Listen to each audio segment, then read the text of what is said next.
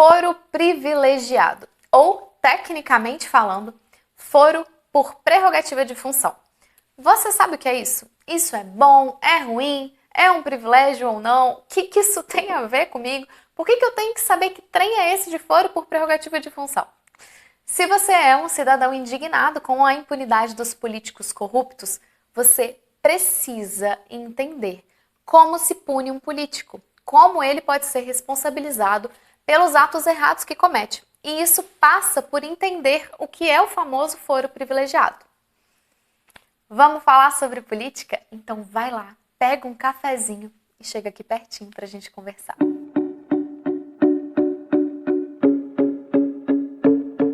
O foro por prerrogativa de função é uma regra de competência, uma regra de direito processual que diz quem é o juiz, ou melhor, qual é o tribunal competente para investigar, processar e julgar algumas autoridades públicas. A gente está falando aqui do STF, do STJ, dos tribunais dos estados, a depender de quem seja essa autoridade pública importante. Para pessoas comuns, esse processo de investigação e punição criminal começa na Polícia Civil com o inquérito e depois que a investigação termina, o processo vai para o fórum da cidade. Quem acusa é um membro do Ministério Público local e quem julga é o juiz da vara, que mora ali na cidade, que muitas vezes o próprio réu conhece. No caso do foro por prerrogativa de função, as autoridades públicas que ocupam cargos do alto escalão do governo não são julgadas por esse juiz da vara. A lógica é que, como esses cargos são muito importantes, eles não podem sofrer influência de pressões locais. A escolha de um tribunal, um órgão colegiado, para julgar essas autoridades, tem como finalidade distribuir o poder entre os julgadores e garantir uma maior imparcialidade, além de tornar mais difícil que esse órgão julgador seja comprado para dar uma decisão favorável ou desfavorável, dependendo do interesse de quem está comprando, sabe?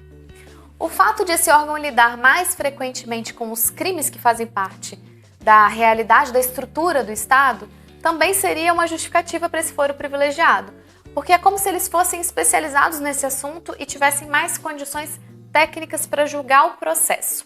Retirar o processo do juiz da vara também evita que alguma autoridade que tenha um mandato eletivo, ou seja, que foi eleito pelo povo para ocupar um cargo público, seja alvo de perseguição pelos seus oponentes políticos, que são as pessoas que vão disputar com ele os votos naquela localidade. Eu estou falando que esses são os argumentos utilizados por quem defende a existência do foro privilegiado, mas eu não estou dizendo que eles são necessariamente verdadeiros. Existem, claro, muitas críticas a esse foro e a esses argumentos. Em resumo, a justificativa para o foro por prerrogativa de função é garantir o exercício do mandato por aquela autoridade pública sem pressão local. O privilégio, então, é ligado ao cargo e não à pessoa. Ou seja, por exemplo, não é o Jair Bolsonaro que possui foro privilegiado, é o presidente da República, entenderam?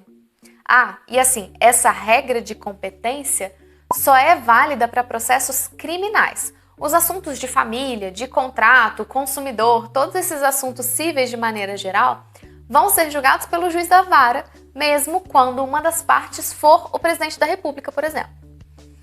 Mas quem são as pessoas, ou melhor, quais são os cargos que possuem foro por prerrogativa de função? Na verdade, eu nem consigo dizer quem são as pessoas que têm o foro, porque são quase 60 mil. Isso mesmo, se o roteiro desse vídeo tivesse sido feito em papel, eu ia precisar daquelas cartas de fãs quilométricas para escrever o nome dessas pessoas. Lembra aquelas cartas que os fãs faziam e colavam uma folha na outra, fazia tipo um grande pergaminho e entregava para o artista, geralmente acompanhado de um ursinho de pelúcia, um balão de coração? Mas voltando ao assunto, quem tem essa prerrogativa de foro? Em primeiro lugar, tem as autoridades do alto escalão, que são julgadas no STF, que é o alto escalão do Poder Judiciário. A gente tem, então, nesse caso, julgados pelo STF, o presidente da República e o vice, os membros do Congresso, que são os deputados federais e os senadores, o PGR, que é o Procurador-Geral da República, e, claro, os próprios ministros do STF. É estranho pensar que os ministros do STF são julgados pelo próprio STF, pelos seus colegas, né? Mas assim, não tem nenhum órgão acima do STF, então a gente finge que tá tudo certo. Também são julgados pelo STF os ministros de Estado, os comandantes das 3 Forças Armadas, os membros do Tribunal de Contas da União, TCU, e dos tribunais superiores, STJ, TST, TSE, STM e os chefes de missão diplomática. Depois a gente tem o STJ, que é competente por julgar os crimes cometidos pelos governadores, por membros dos tribunais de justiça e tribunais regionais, TJ, TRT, TRE, e os membros dos tribunais de contas dos estados. Esses são os principais foros por prerrogativa, e quem determinou essas regras foi a Constituição Federal. Além deles, a gente tem regra especial que pode vir nas constituições dos estados também. Ou seja, é gente pra caramba que tem foro privilegiado. Ok, então a gente já sabe o que é o foro por prerrogativa de função. A gente já sabe para que ele serve e quais são os cargos que tem esse foro. Mas como essa regra se aplica na prática? Ela vale só para os processos novos? Vale para os processos que existiam antes da pessoa passar a exercer a função? Se a pessoa perde a função, o processo continua no STF, no STJ ou vai para a primeira instância? Eu já adianto para vocês que essas são as perguntas que mais geram controvérsia. O STF, que é quem dá a interpretação final das regras que estão na Constituição, já mudou de entendimento várias vezes em relação à maneira como é aplicada a regra do foro na situação concreta. Hoje, de acordo com a última interpretação que foi feita, a interpretação mais recente, a gente tem as seguintes teses prevalecendo. Já que o foro privilegiado tem como finalidade evitar ou reduzir a utilização política de um processo criminal contra autoridades públicas, o foro só faz sentido se for aplicado para os processos que vierem depois da pessoa assumir a função importante e desde que o fato investigado tenha a ver com a função pública que a pessoa exerce. A ideia é garantir que a pessoa possa exercer aquela função sem interferência indevida e não para acobertar ou privilegiar atos criminosos anteriores ou que não tenham nada a ver com o cargo. Como fica quando existe um processo criminal contra uma autoridade dessas que tem foro privilegiado e ela perde o mandato? Seja porque foi exonerado do cargo, não se elegeu novamente ou até renunciou. O processo volta com ela para o mundo das pessoas comuns ou ele vai continuar no órgão do foro especial? Esse também foi um assunto super polêmico e muito discutido, mesmo porque essa mudança de órgão julgador era utilizada muitas vezes para retardar o andamento do processo. E fazer um processo criminal andar devagar é a melhor forma de se conseguir garantir a impunidade, já que existe um prazo para o Estado punir uma pessoa.